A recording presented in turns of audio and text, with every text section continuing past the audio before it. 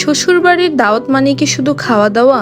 আজকে কিন্তু একটু ডিফারেন্টও ছিল, এন্ড সাথে ছিল ফারিস্তার অ্যাক্টিভিটিস। সো চলো ফার্স্টে আজকে আমার আউটফিটটা শেয়ার করি। আমি কিন্তু সবসময় নিজেকে সাজুগুজু এবং পরিপাটি করে রাখতে অনেক বেশি পছন্দ করি। অনেস্টলি বলবো সেদিন এত বেশি গরম ছিল, এত ভালো আউটফিট সাজ কোনো কিছুই কিন্তু ভালো থাকছিল না। যাই হোক, এবার আসো খাবার টেবিলে। এই একটা দাওয়াতে যেয়ে কিন্তু আমার খাবারগুলো অনেক বেশি ভালো লেগেছে, বিকজ এখানে পোলাও, রোস্ট, মাংস এইসবের পাশাপাশি কিন্তু অনেক ধরনের ভর্তা, চাটনির আইটেমও ছিল। আর আমার আজকের ব্লগে এই আপুটা আমাকে এত সাপোর্ট করেছে। তো শ্বশুর বাড়িতে ননদ ননাসা সাপোর্ট করলে অনেক ভালো লাগে। কিন্তু নতুন নতুন ব্লগ স্টার্ট করেছি, সবসময় সব সিচুয়েশনে ক্যামেরা অন করতে আমার অনেক শাই লাগে। সবার মাঝে যদি কেউ একটু সাপোর্ট করে অনেক ভালো লাগে। আর এখানে দেখো ফারিস্তা বুড়ি কি করছে, ও তো নিজে নিজে দৌড়ছিল, প্লাস আমাকেও দৌড়াচ্ছিল। আর ওর অ্যাক্টিভিটিস গুলো কিন্তু সবাইকে অ্যাটেনশন করছিল। আর আমরা সবাই পান খাওয়া নিয়ে মজা করছিলাম। অ্যাকচুয়ালি আমরা কেউই পান খাচ্ছিলাম না, আপু এখানে সবাইকে পান বানিয়ে বানিয়ে দিচ্ছি। আমাকে তো চাচ্ছিল জোর করে খাওয়ানোর জন্য। যাই হোক, পরে আবার দেখি পানের ভিতরে কিছুই ছিল না।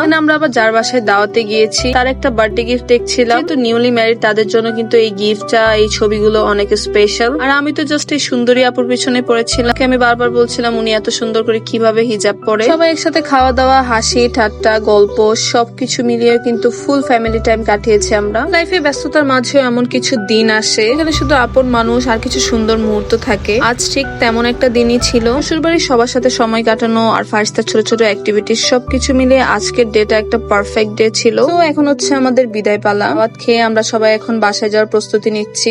এনিওয়ে, কেমন লাগলো আজকের ব্লগটি? ভিডিওটি ভালো লাগলে অবশ্যই ফারিস্তাস মাম্মিতে একটি ফলো দিয়ে রেখো। সবার ভালোবাসা আর সাপোর্ট থাকলে কিন্তু আমি অনেক সামনে আগাতে পারবো। তো সবাই ভালো থাকবে, সুস্থ থাকবে, ফারিস্তা বেবির জন্য দোয়া করবে। আল্লাহ হাফেজ।